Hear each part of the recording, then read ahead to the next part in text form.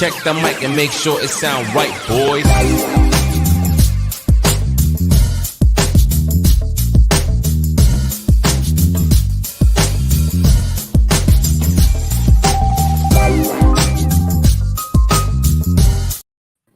Check the stats and make sure we give our boy Jared his props, boy. Oh, maybe we should stand up before we start. Honor Raise Jared. the roof. We should bend. All hail! All hail! Yes, indeed. Do you feel properly propped now? No, it's all right. No.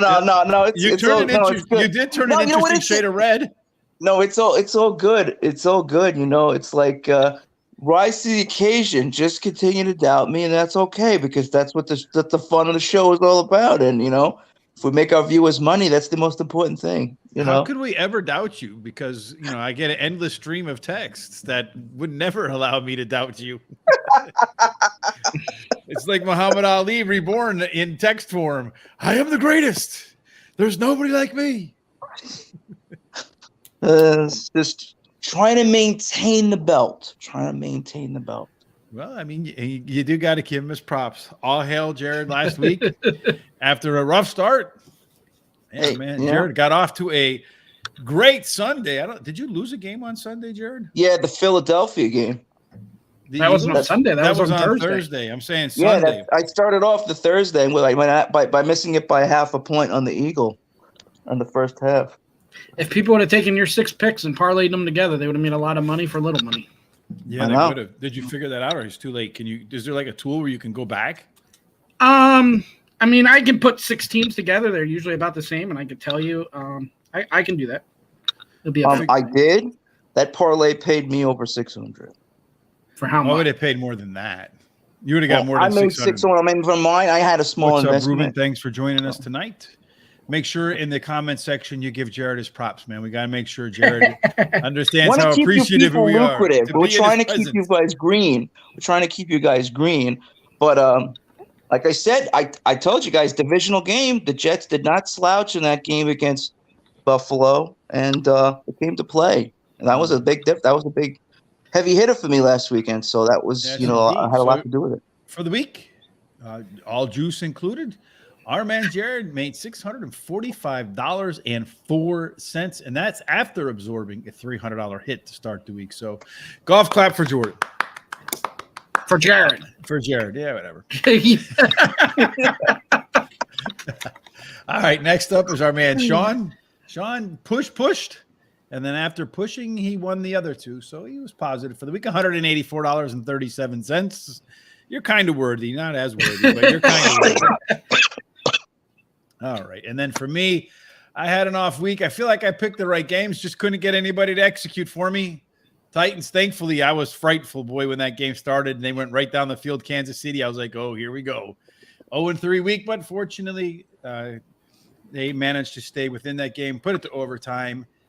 The Chargers and the Falcons, a missed short field goal, 2 called back touchdowns. And the funny thing is, I was telling Sean, not only did it cost me the game, but the 2 called touchdowns that were called back, both fantasy players on my teams and the kicker that missed a short field goal on my team. So I ended up losing, approximately 15 points in a game I lost by like 3. If the field goal kicker just makes the field goal, I got it. But what are you going to do? It's the way there's always that one game that you just hate the existence of that game because it ruins everything. Yeah. Well, that game ruined everything. Yeah. Fortunately, I remain in first place in that fantasy league, but what are you going to do? Off to a new week. That's the point of what we're going to get to. We could not have predicted Joe Mixon would have 5 touchdowns. I mean, we could not have predicted that one. No, well, it'd be tough to tell, but. So to circle back, for every $10 you'd have bet on Jared's 6 picks, if you put them in parlay, you would have got just under $500 back, $498. For every $10? For every $10. Wow, yeah. Well, that's just roughly speaking in a 16 parlay. Yeah.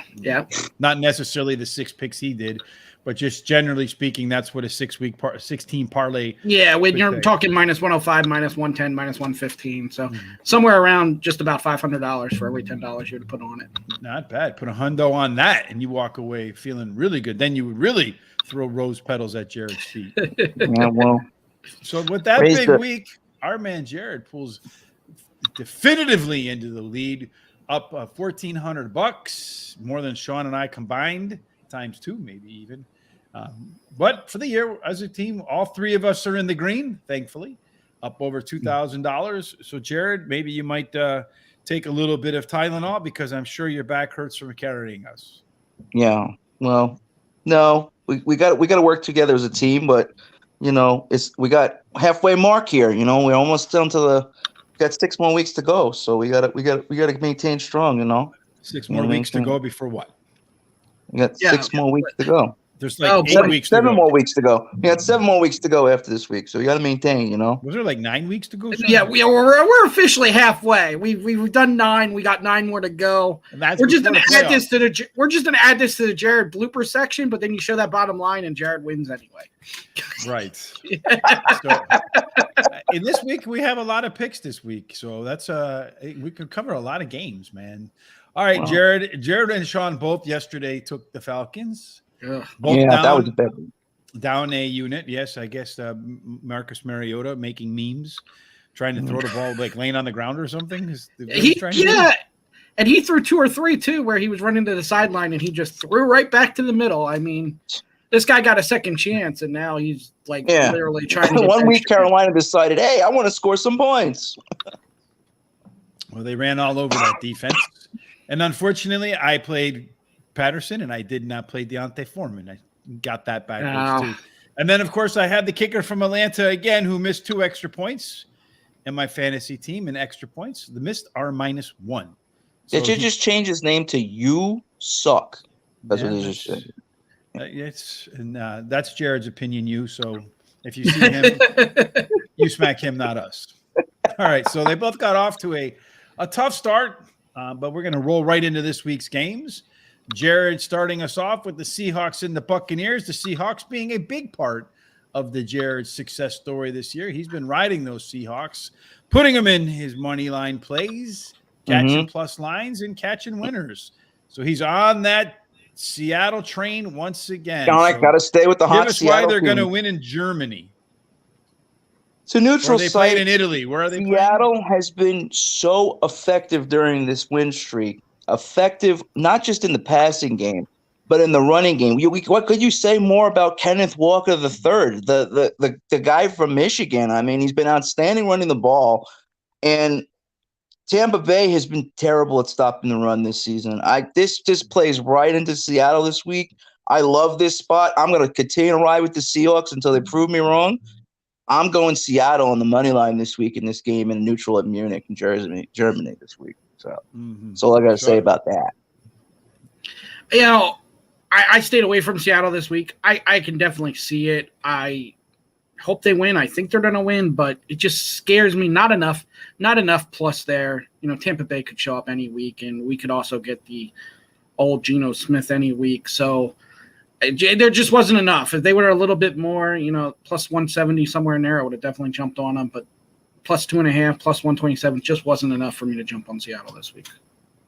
So just kind of taking a look at the Tampa Bay, I think the Tampa Bay rush defense has been pretty bad, ranked 23rd so far in the year, which is kind of strange because last year they were one of the top teams in the league in terms of stopping the run. They're a little bit more effective at stopping the pass. Last year they were horrible. Kind of funny how that can play out like that. Looking at the Tampa Bay offense, however, I think that Tom Brady coming off that relief win, that defense on the other side of the ball is not particularly good against stopping the pass. So it's going to really be a matchup. I think the advantage in that game is going to go to the Tampa Bay passing offense. I do think you're going to see Brady have a good game. And if you can get him cheap on one of those like DFS things, Brady could have. My son was telling me that I think Brady's played in 3 international games. I don't remember if any of you guys saw. I haven't seen this, no. But I think he's played in 3 games. And in those 3 games internationally, he's thrown for over 300 yards in every one of them. And I think at least 3 touchdowns in every one of them. And again, these are those what I call meaningless kind of like uncorrelated stats. But Sean, you seem to like those stats. I mean, those stats usually do add up. I would be interested on what years those were because, I mean, we could throw almost all the Brady stats out. He's in a different situation right now, just with team and age. The other thing I'll mention, though, when you're saying about traveling and stuff, Seattle traveled a long way for this game, too. So that would be my other concern with Seattle. I mean, Tampa went a long way, but not nearly as far as Seattle. Yeah. So that would concern me a little bit, too. And I know from visiting Germany that neither team is going to like the food. Unless they like sausage and mustard, man, then they'll be very happy about it. But if you're not a sausage and mustard guy, then you might find the food a little bit interesting. All right, next up, coming to my hometown, Chi-Town, for the Lions and the Bears. You guys appear to be in agreement in this spot. I know everybody's jumping on the Justin Fields train, setting a record for most rushing yards by a quarterback in a game last week. Is that what you're expecting to see from the Bears offense this week that makes you confident enough to take the Bears against anybody as a favorite? Well, okay. Well, the Lions defense isn't playing well, and the Lions defense never plays well. Justin Fields has figured it out a little bit in running. He's passing a little bit better, too. He's just making a little bit of smarter decisions all the way around. Also, they're just scoring. I mean, they scored 33 against New England, 29 in a loss against Dallas, and then they scored 32 in a loss against Miami. So I think the Bears played better defensively than the Lions do, and Justin Fields has figured it out where he's not going to make the mistakes. I think the Bears are just the overall better team, and Detroit's 0-3 on the road. So right now, if this game was in Detroit, maybe I'd flip-flop that, but the way Fields is playing, I am definitely taking the Bears, giving them 3 at home. Well, it's supposed to be kind of cool around here, so, I mean, that's definitely not indoor weather that Detroit's used to. So what do you say, Jared? What's your logic behind this game? Is it because Detroit's played 3 games out of 42 and the running back named Joe Smith is going to have a great game? The running game has gotten more steady. I think this is a ground and pound situation for Chicago. Control the time of clock, control the clock possession, run the ball because they know Detroit's run defense is not the best.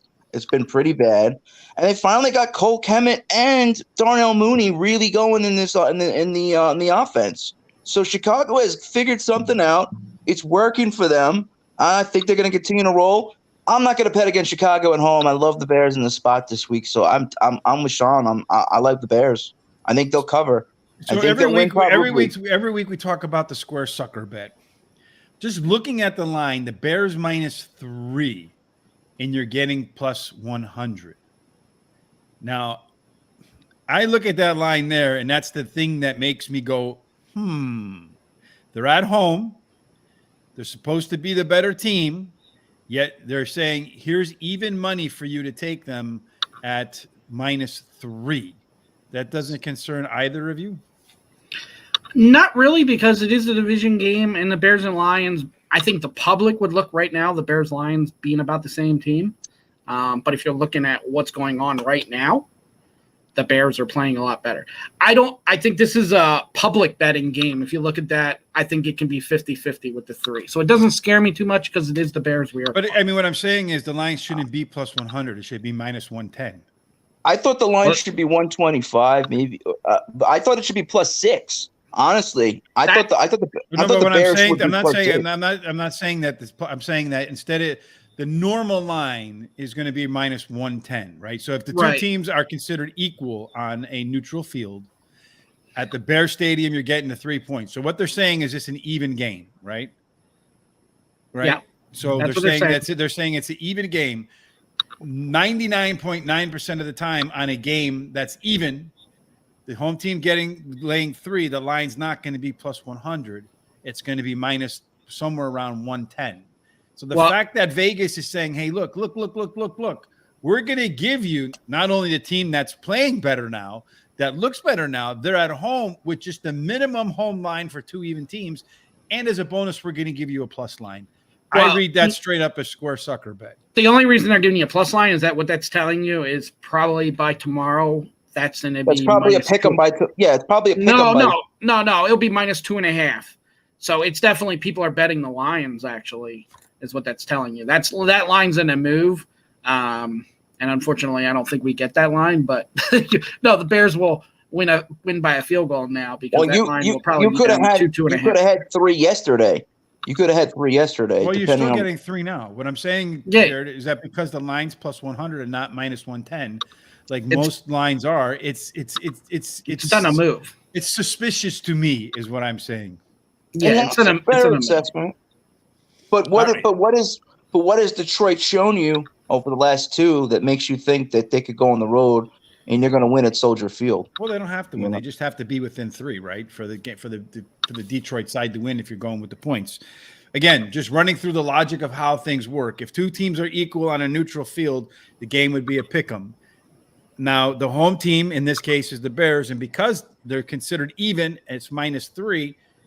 What they're basically telling you is on the neutral field that Detroit would win this game. Right? That's what the line is telling you. Right? Sean?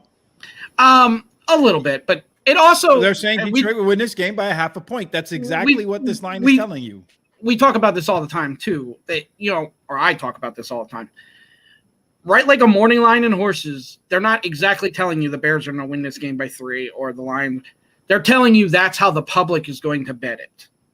Or like you say sometimes, which side they'd rather be on as a liability. So not many people are going to give up too much more than 3 with the Bears because they are the Bears. But if you look at it from that side, what this side is telling you is we want you to bet the Bears. So Vegas is saying, give us all your Bears money that you can at +100. Come on, give us your Bears money. Give us your Bears money, which then to me says that this is the square sucker bet of the week because Vegas is baiting you into taking the Bears. I'm happy to do it this time. All right. Well, I hope you guys are right. I hope I'm right too. I don't want to pick against them at Soldier Field this week. I don't want to pick against them at all this week. All right. Texans and the Giants. Hopefully the Giants got a new punt returner in their off week there. Jared, any updates on that? Because the guy last time we saw him out in Seattle, he was doing his best to help you cover with Seattle in that game. I don't know. I actually don't know, to be honest with you. But I know we've had enough time, a nice week off and rest, and we're home.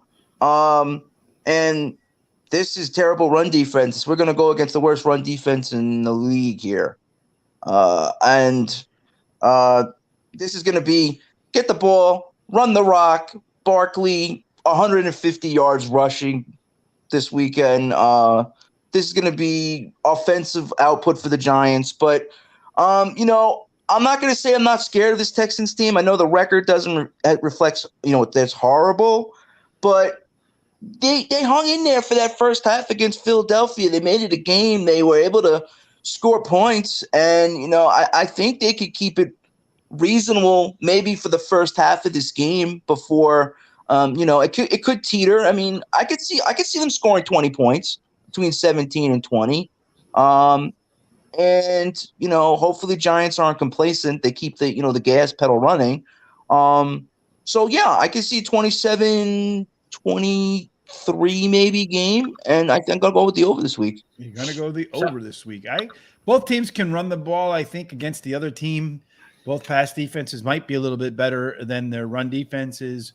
So I do think, maybe that 150 for Saquon Barkley is outlandish as it may sound on the surface. I don't know what his over-under is for the week, but barring a leg injury or hamstring pull, I'd imagine that if it's anywhere under 100, that might be a good play. Well, it was on DraftKings. It was 92.5, I believe. So if you think he's going to go 150, why wouldn't you? Yeah, why didn't you play that? Why wouldn't you play that? I played over 105. It was like a plus 125, I believe. But I'm talking about for here. Yeah. What? I'm talking about because I was strictly looking at it from an offensive standpoint. How much could the offensive scoring production be? Could it hit the number? Could it go under the number? Could it be over the number? Based on the opponent, I figured and the ability to run the ball this week, I feel that they could pound the ball, run the ball, and they can score points. So I went over the over. But I also considered, based upon what I saw from the Texans squad again in the Philadelphia game, that they can also score. So I'm going to go with the under this week. I feel pretty good about that. So updated line. The over, right? Okay. Yeah, the over. Okay. Didn't I say over? Okay. I thought you said under. I just wanted to make sure we were. So to update No, the line, it's over under 93.5. You're at minus 130 if you're going over 93.5 for Saquon. So Vegas thinks he's going over that too. Yeah, and there he's getting hammered. I took the Giants giving up 4.5. Actually, there's two lines that maybe these are the sucker bets. There's two, and we'll get to the other one later. That I looked at and went, "Are you kidding me? It's only minus 4.5." And I'm not, all year. It was 6.5. It opened at 6.5. It went down. Yeah. I'm not a big Giants guy. I'm not a believer in it. But the Texans on the road, the Giants have been really good at home, 4-1 at home, and they've beaten some really good teams at home. So giving up 4.5, I don't see that being a problem at all. They should win this game by at least a touchdown. The Thursday game you're talking about, Jarrett, with hanging with the Eagles, I would watch what you watch on Thursday nights and equivalent to anything because Thursdays are just a weird thing altogether. Teams don't play themselves. The Texans have hung with a lot of teams, but they're usually getting 10 to 14 points. Only getting 4.5 against the Giants is not enough. The Giants should be able to cover this, and I should not have to sweat this one out neither, I would hope. You would hope. Well, you just guaranteed that you will. You will not have to sweat this one out. The only thing that concerns me about that game is the better side of the ball for the Texans is the defense, I think. And the Giants are not explosive offensively. So if the Texans can get to 17, Sean, you'll be sweating it. Well, and I don't know if this is good news or bad news the way he's played and the way they signed him, but Kenny Galladay is going to be back Sunday as well. Look, I don't know if that's good news or bad news for Giants fans. Well, I mean, he's from around here. He went to Mount Carmel High School in Chicago, so I hope he shows well. A good friend of the family's son went there as well. But, I mean, I had Kenny Galladay in counting on him last year to make it to the fantasy football finals for like $1.50. I needed 2 points. 2 points. You know how many points I got from him? Probably one. Less than that. Yes. 0. So, yes, Kenny Galladay. Go get him, buddy. Make up for that. Well, you can get him in the offense now. You can get him involved now that you got rid of the garbage and Tony, who wasn't going to participate anyway. So good riddance to him. Kansas City got him. And you know what? The Giants got 2 picks from Kansas City for that. So I applaud their GM for taking out the trash and making a. You're gonna have a kicker kick your ass and a wide receiver kick your ass. There you go. Yeah, and that wide receivers didn't put up some stats in Kansas City. He's gonna be coming looking for you. The 2 of them. All right, Broncos and the Titans. I'm usually on the Broncos, but not this week. Jared, my man, is saying in Russell Wilson, he trusts. So he's going to go cooking with Russ. He's going to cook with Russ this week off the bye. They've had time. They're ready. I think they're going to be ready for this game. Mm-hmm. Tennessee was way up for that Kansas City game.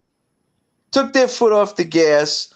Played competitive. Then ended up losing the game in overtime to Kansas City, which they probably had a really good chance to win, but fundamental mistakes and no Tannehill, obviously killed them. And I still don't think Tannehill is back this week. I'm not 100% sure. I think he's back this week. I think he'll be back because he was game time last week, and they say he was pretty close to playing last week. So I would suspect he'll be back this week. I'm not 100% though on that. Sean? This game isn't. I'm not 100%. Aren't the Broncos home for this game? This is no, they're in Tennessee. They're in Nashville. And he's up $1,400 for the year. Right. Well, all right, Jared. I'm gonna roll. I'm gonna take Broncos off their bye week. I think that's a logical. I'm gonna go with the Broncos. It feels like a good spot for the Broncos this week. So I feel like that at some point in time, Russell Wilson has to play like Russell Wilson. In years past, he'd get off to a hot start and then kind of fade as the season went along. It seemed like in the last couple of years, through the first 3-4 weeks, he was one of the front runners for the MVP, and then he would fade as the year went on. So maybe this year it's going to go backwards. Maybe he's going to fade in the beginning of the year, and then he's going to pick it up at the end of the year, which as a Broncos fan, you'd probably prefer for him to be hot at the end of the year and maybe have a shot at a wild card. I mean, they're not all – really, if you look at their games, they haven't gotten beaten badly by anybody. They're just a couple plays away from being in a dominant position. They're just ugly games, but yeah, they're right there. Tannehill's still listed as questionable, believe it or not. They still don't know. So yeah, you would think if he was game time last week, he would play this week, but they're still not saying that. So here's another line that kind of doesn't make sense to me.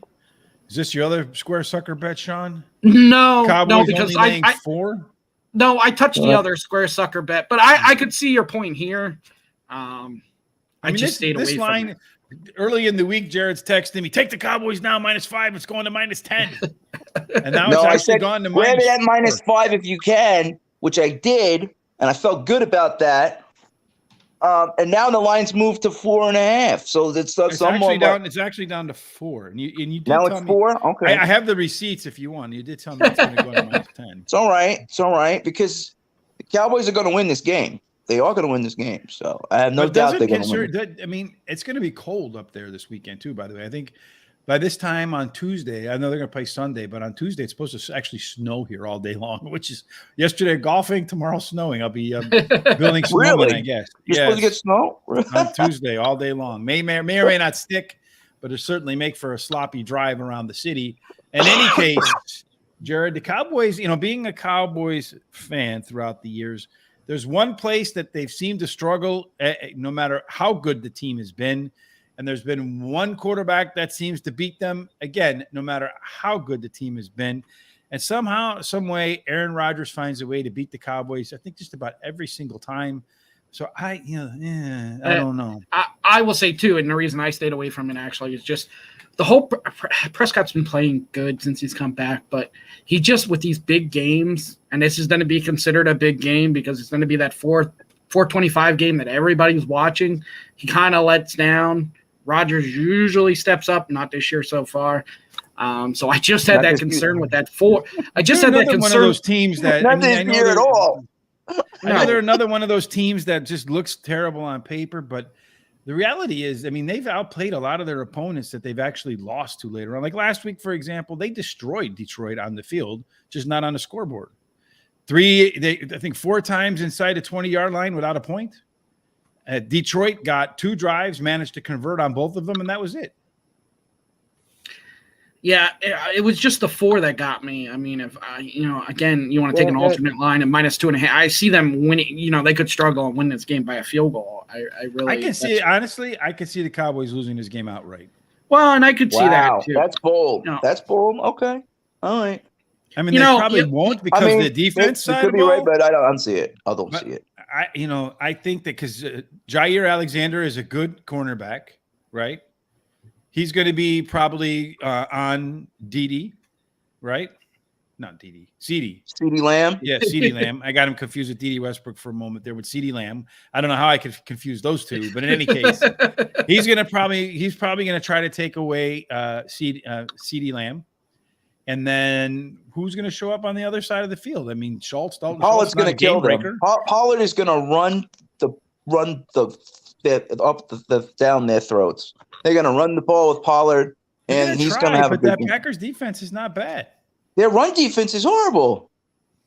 Their defense is not that bad. I think their defense is respectable. Maybe I'm wrong, but maybe I'm wrong. Maybe I'll eat my words. Maybe I'll eat crow, but maybe I won't. And I'll put another plus in the column easily. So easily put a plus in the column. Well, as a Cowboys fan, I'm all with you, Jared. I'm not a Cowboys fan, but the matchup screams Cowboys this week. Well, I'm not saying you are. I'm saying I am. The Dolphins and the Browns. Sean, you and I are on the opposite sides of this one. The Dolphins at home for 2 units. So Sean's stepping out of the 1-unit comfort zone. He is twice as confident in the Dolphins as he is in any other of his picks this weekend, and you're about to tell us why.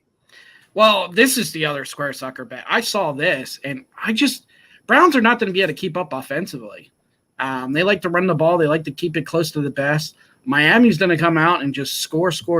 I don't think the Browns can go with them at all.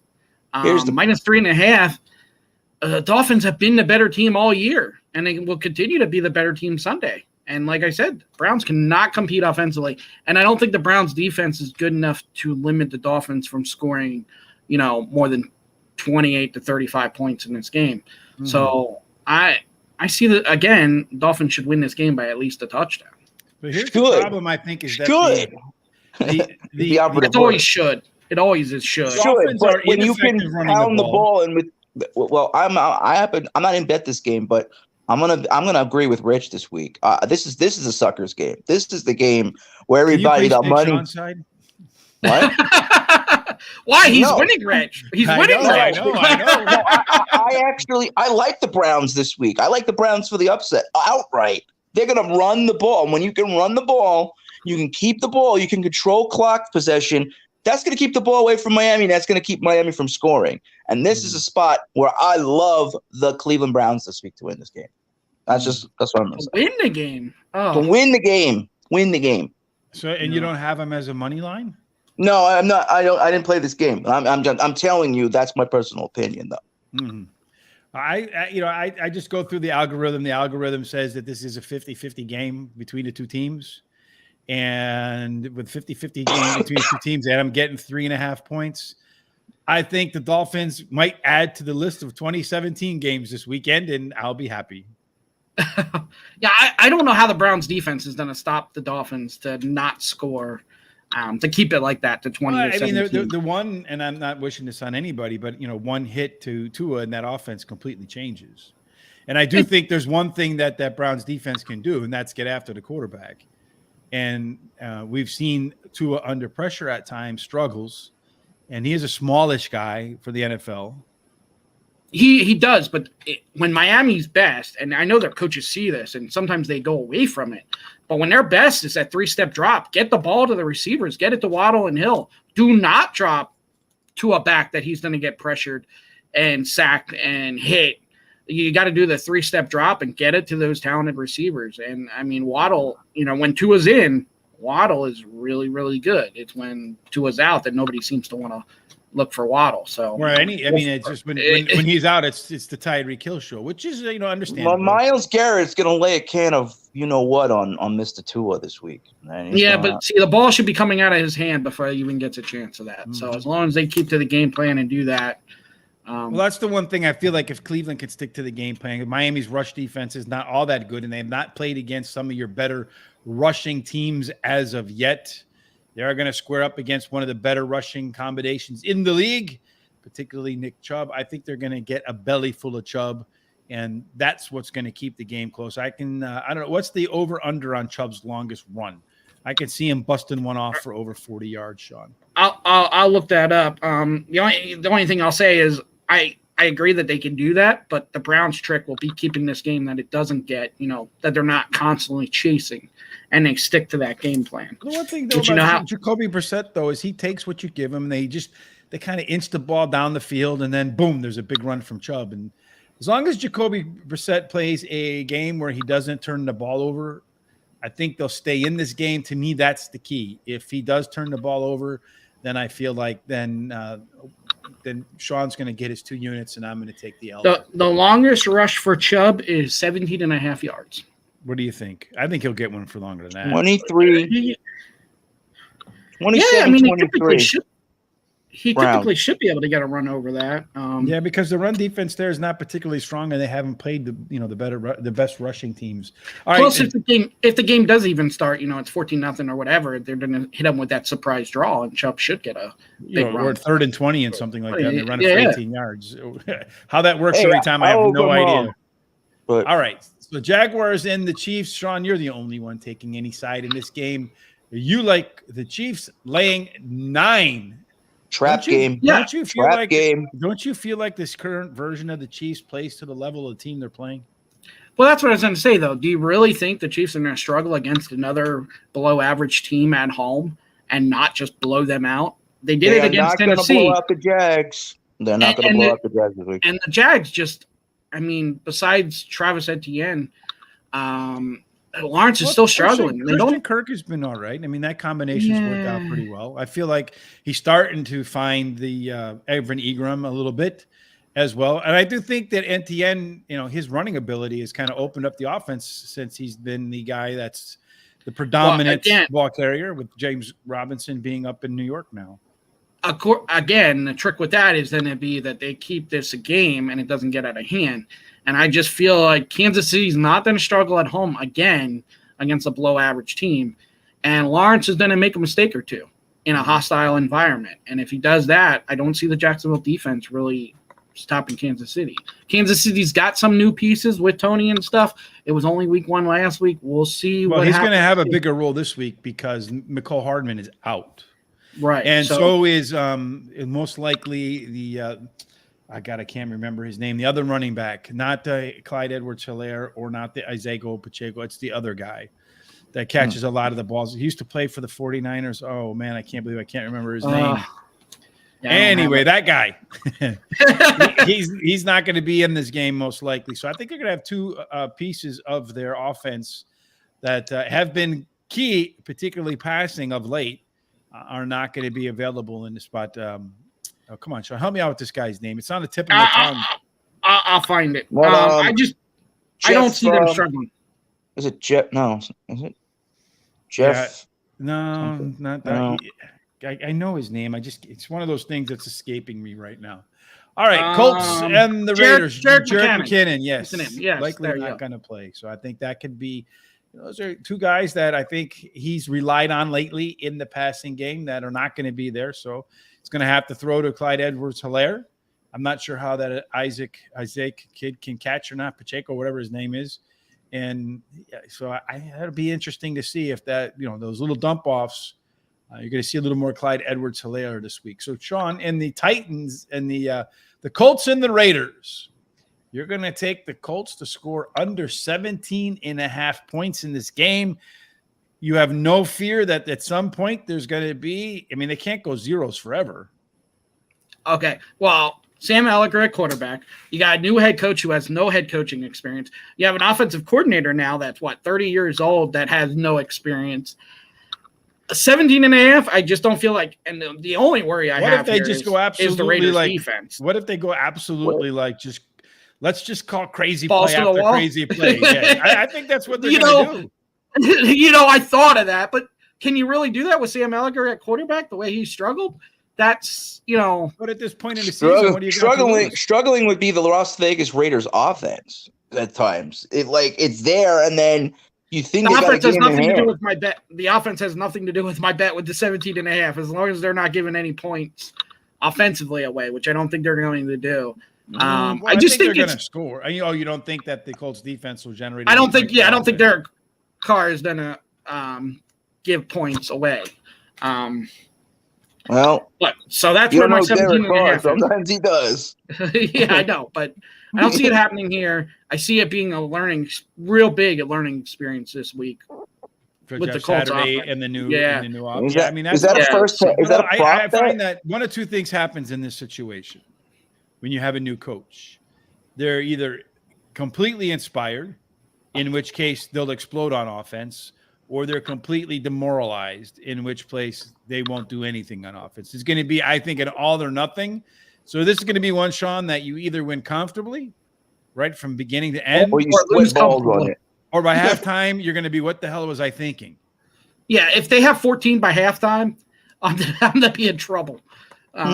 So I just 17.5. I thought 2 touchdowns and a field goal. Yeah, that's about the max that they're going to get. And you got that's an interesting prop bet. That is an interesting prop bet. I will say. You know what's sad, very sad, but true, is that last week we said, well, they didn't target at all Devontae Adams. He said this week, give me the ball. And then we said, just book him for over 10 targets, and I don't know how many he got, but he certainly got. I think he had 10 by the end of the third drive or something. Yeah, he had 8 catches, either 100 or around 100 yards, and a couple touchdowns. Mm-hmm. That's where talking as a group. If you get together with a bunch of people, you could talk yourself into it. At that point, we should just jumped right onto the Devontae Adams train because we all said it was going to happen. Yeah, that was about as obvious as anything can be. All right, Saints and the Steelers. The Saints moving down up into Pennsylvania to face the Kenny Pickett-led Pittsburgh Steelers. Decent defense there. Hasn't really shown up. Last week didn't really show up all that well against the Seahawks. But the Steelers' offense is a completely different animal, I think, because you got a quarterback in Geno that seems to have found himself, and one in Pickett that's looking for himself. And I wonder – it was Lamar Jackson. It was on Monday night. Lamar Jackson. Yeah. Sorry. So that's even better that they only struggled against Lamar Jackson because most defenses do struggle against Lamar Jackson. But I do feel like Kenny Pickett, from reading his comments, is a gentleman. There's a fine line, I think, between leadership and splitting a locker room, right?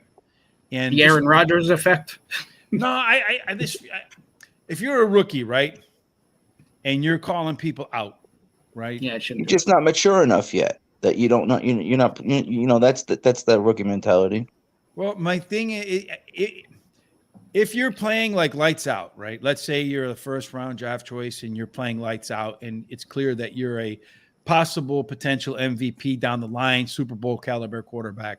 But if you yourself are making mistakes and you're starting to call people out, I know you're holding yourself to a high standard, but I feel like a lot of times, particularly in a veteran, locker room with a veteran coach, Mike Tomlin, guys have been through the ups and downs, and here you have a guy calling them out that's played 3 games in the NFL.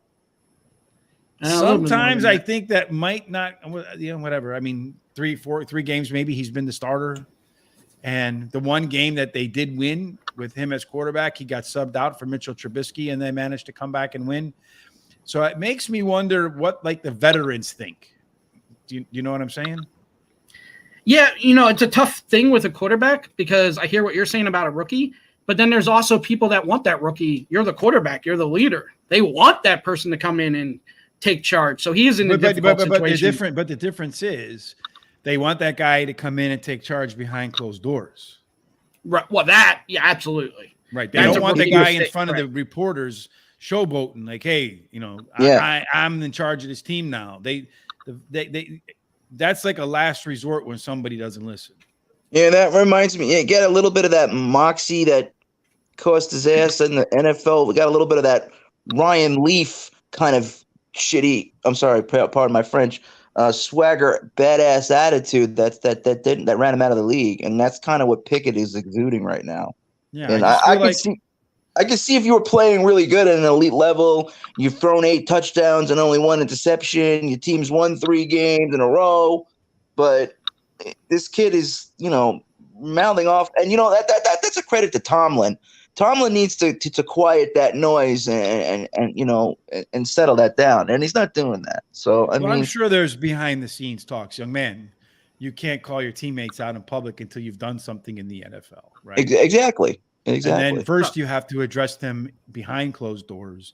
You have to go through, the unwritten etiquette of the NFL before you go to the press and say my teammates need to do more, when you have not done really anything in the NFL yet. So I'm going to take the Saints. I feel like Najee Harris, the running game hasn't really emerged for the Steelers at all. The passing game at times has been sporadic, right? Deontay Johnson. Now that Claypool is gone, you're going to see more of what's the other guy's name? The kid from Georgia. His name is almost like Pickett too. Pickens.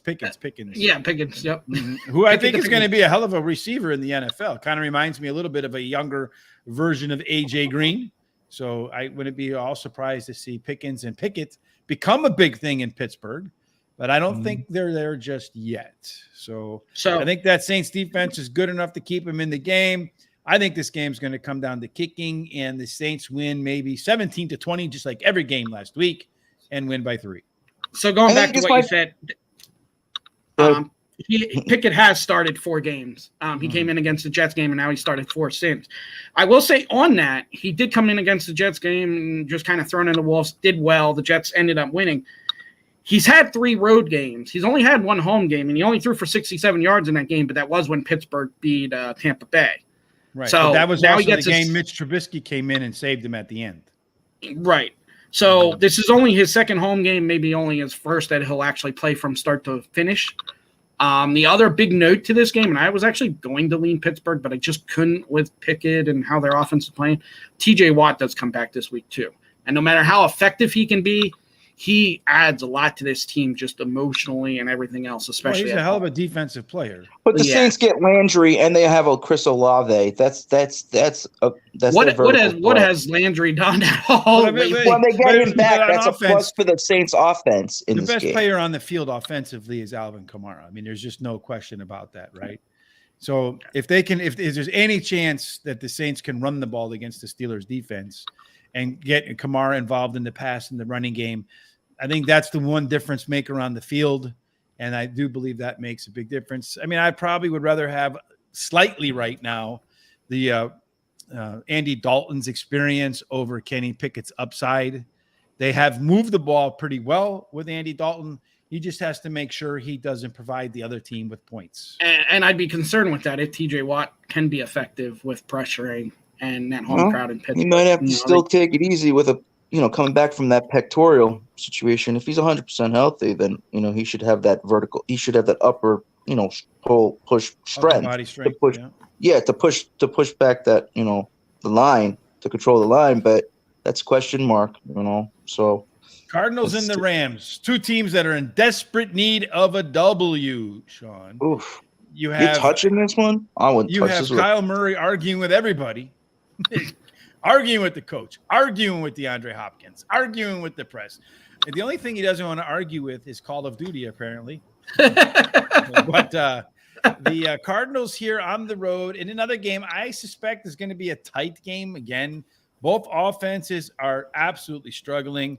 The lack of a second offensive option behind Cooper Kupp is absolutely destroying the Rams offense right now. It seems like teams have said, you know what we're going to do? We're going to take away Tyler Higbee.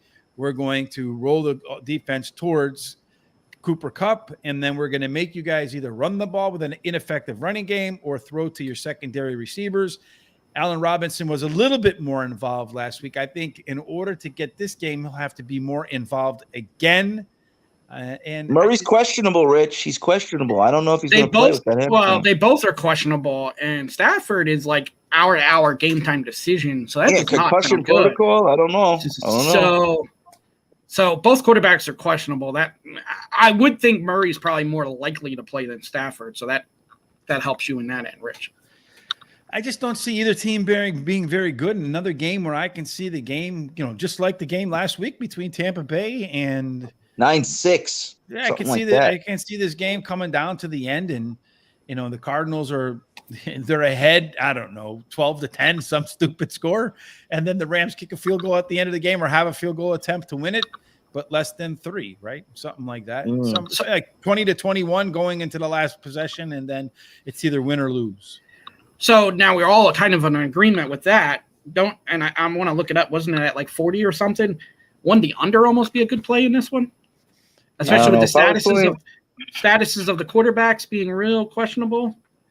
Yeah, I don't know. I mean, especially since neither offense is really. I do think that the one element in this game, and of course you're going to have Jalen Ramsey, but I don't know that I don't know that DeAndre Hopkins is a good matchup for Jalen Ramsey. I mean, the other way around, Jalen Ramsey, because DeAndre Hopkins is not necessarily a beat you with athletic skill receiver. He's just a beat you guy, right? He's going to out physical you. Right. Wasn't it them two that got into the fight when Hopkins was in Houston? And I forget who Ramsey was with, but I'm pretty sure. They've had some big time battles. Yeah, I thought there was fists thrown years ago between these two. So it's going to be a physical there too. Yeah, but the thing is, if it's a physical matchup, and every matchup against DeAndre Hopkins is a physical matchup, right? He's just bigger and stronger than most guys, and he has a great vertical leap. It's hard to defend him, And but he's just so strong that if you get up on him, he's able to move you off of his body, and then use that strength to put himself between you and the ball, and you just can't go through him. That's why he's such an effective wide receiver. And if it's a physical battle between Jalen Ramsey and DeAndre Hopkins, I'm going to take DeAndre Hopkins in that battle because I feel like Jalen Ramsey doesn't like it when somebody bullies him. Absolutely.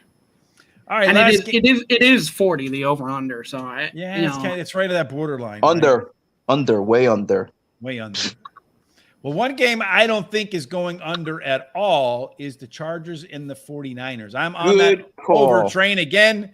Good call, my friend. Killed me last week, but those two touchdowns were the difference being called back. If they both score, that game goes over. So I feel like I've made the right picks just on the bad side of some unlucky events. This week we won't be because the 49ers, as good as that defense has been supposedly, they can't stop nothing. And on the other side of the ball, the only thing that the 49ers might be able to stop is that Chargers offense tends to stop itself in the red zone. So I can't tell you how many offense come from for the Chargers though this week. No Williams, no. And they struggled. Keenan Allen's supposed to return this week, so that he's out. He's out this week. Out. Yeah, Is he out?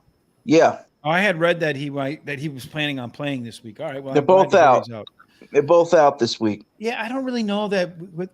I don't know that makes that much of a difference. They were able to move the ball up and down the field again last week, and they just for whatever reason screw up in the red zone over and over and over again.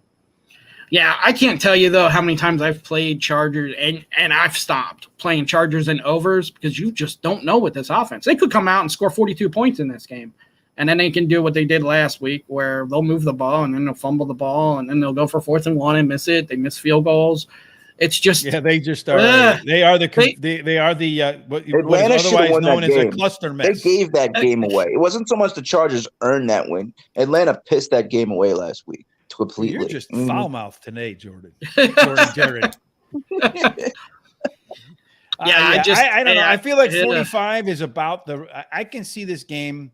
I can see both teams scoring in the upper 20s. Right? I could see a 27-28 game here easy. I just a little concerned with the injuries with Chargers and only scoring 20 against the Falcons. I know you said they moved up and down, but I did need the over in that game, even with the teaser giving up 6 points. And the Chargers, they started moving it in the second half. So maybe they found something. That first half, they struggled. Right. Because they were just I also feel like sometimes it's play calling, though, too, right? You know, third and run, get stuck on 3rd and 8 all the time. Maybe you mix something else a little bit in to try to get 5-6 yards on first down and then open up the passing game a little bit for Herbert. Yeah, and we've talked about this. I've talked about this. Herbert, he's perfect for the NFL. He's got the arm, got the everything. He even looks good on the field, but there's just something's missing sometimes with him as well. Well, that was a big knock on him coming out of. He still has that rib injury that he's recovering from. So, he's still. Well, the knock on him coming out of the NFL was what's his desire like? Yeah. Right. I mean, so when he came out of college, that was the knock. Does he have the will to win? Right. Yeah, he certainly has. You said he's got the skill set. He's got everything. He's got absolutely everything. But the 49ers have a guy called Christian McCaffrey this week who's going to be able to ground and pound and run you into submission. So, well, I do feel like having Christian McCaffrey with a week to get into the bye week to really get into the offensive playbook. But that works to my favor on the over, right? If the offense is more efficient and they score more points, then the Chargers get in pass mode, and then you can get turnovers, you can get big plays. I hope the game goes over 45. They owe me one. Yeah, that's just one team. There's some teams you just stay away from the under and over, and the Chargers at this point seem to be that team. Not over. Yeah. I mean, not under. Definitely over. I agree with Rich. He's in the right spot on that one. Well, I'm grateful for your support, Almighty One. All right, guys, that wraps up week number 10. Hard to believe it's week number 10 already, but man, how fast the NFL season flies by. I'm glad Jared can't do math saying only 4 or 5 because I'm glad there was actually 9 weeks left because 9 weeks. I forgot we moved to an 18 games. I forgot it was 18 games. I love the NFL season. But you brought it down to 13. I love the NFL season. I haven't played 13 games since I was like 13. What? So I haven't played like a 12 or 13 game season since I was like 12 or 13. I mean, I don't even think they played 12 when I was a kid. We are getting down to the point, though. High school football's, going to start rounding up. College football's going to start, they have the few weeks left and then the championship. And then it's amazing how far we've come. And then we'll be where it is just NFL. Mm-hmm. Yeah, and then we'll be at the point where before we know it, we'll be in the playoffs. So hopefully we'll be deeper in the green and have plenty of cabbage to play with come playoff time. So look forward to that. But if we're in the negative, can we play with Jared's money in the playoffs? Oh, yes. Well, what to say that Jared? You should have reinvested some of them pony money, man. Speaking of the ponies, good call, Jared. Good segue. Tomorrow, Terry and I will be doing a show for Churchill Downs at, I think, 11 o'clock a.m. Eastern for Churchill Downs. It is Claiming Crown Day over there at the Kentucky track in Louisville. So big card. I think just about every race is over $100,000 purse money. So it's a fantastic card. Great horses. You're going to want to check that out. Thomas and I, earlier in this day, we did Shot-in. If you have insomnia or you just plan on drinking 43 monster drinks? Are you going to be up all night like Jared, rooting for his teams because he's got a bet on North Korean basketball? Well, how did you do with what do you call it? HK Korean tin track? Did you make out with them? Is that tonight? That's tonight. Shay Tin. Yeah, that's the one. Oh, Shay Tin. He doesn't pay attention either. See, Rich? No. He's Hey, when I'm too making busy money studying in the football I games. don't have to go to ponies, man. He's too busy studying the football games, right? Exactly. That's what it is. Exactly. All right. So make sure you check all that out. While you're here, give us a thumbs up, like us, subscribe, tell your friends about. Tell your friends about us. I don't know how many other shows that do they track their picks, right? First of all, and then they make them available. There's a link down below. It's all of our histories there for everybody to see. Everything's out in the open and accountable. B, not only do we track our picks, but right now, through halfway through the season, a lot of heavy lifting done by Jared, particularly last week. We're up over $2,000, right? So that's not a bad thing. All three of us are in the green, and you hear every single tout say how difficult the NFL is. To have 3 out of 3 in the green, I think is a big thumbs up. So a big applause to both of you guys. Heartfelt, sincere, not the I'm going to use some Jared language here, not the bullshit patronizing stuff that I normally do. But no, good job, guys. Let's keep it up for the second half of the year. Let's see if we can all be 4-digit profitable by the time the Super Bowl ends. Deal? Absolutely. And you were talking about horses. Speaking of Churchill, I got some notes for Tyler Connor. We'll be there in Churchill with 2 mounts. I have his notes. I'll release that sometime tomorrow morning. And then we got the schedule next week for Horse Center too. Monday with Craig Praddock, the announcer for Turf Paradise. Tuesday with Kendrick Carmouche. And then Wednesday with trainer CC Perkinson. So one thing, really Sean, fun show. Don't ever take anything that Craig Praddock tells you at face value that he's going to give you winners. That guy is the worst handicapper I have ever heard. When I was playing, wait to make our guests comfortable, Jared. Yeah, Jared. Thanks. Craig is a really good guy and a friend of the show. So he's a great guy. Absolutely love him and his dogs. And his picks are wonderful. I'm glad he probably doesn't watch football, so he will not be checking this out. Well, he's probably watching. All right. Should we have a World Cup show? You want to do World Cup, Jared? World Cup? No. Although, you're at loss for words. That's a first. I don't want to bet the United States against Wales. I'll be honest with you. I do not. I'll just say that. All right. I would say if soccer's the only sport, Jared would definitely be betting on it. But the issue with that is I probably shouldn't make fun of somebody that I'd probably be in the same boat. And the thing is, he'd be texting me about, hey, Rich, I'm giving up American football to go with this football stuff because I'm killing it. I'm on fire. I'm the king of the hill. I am Jared, the almighty Viking killer from the Northeast. Well, hey, it's just Phil.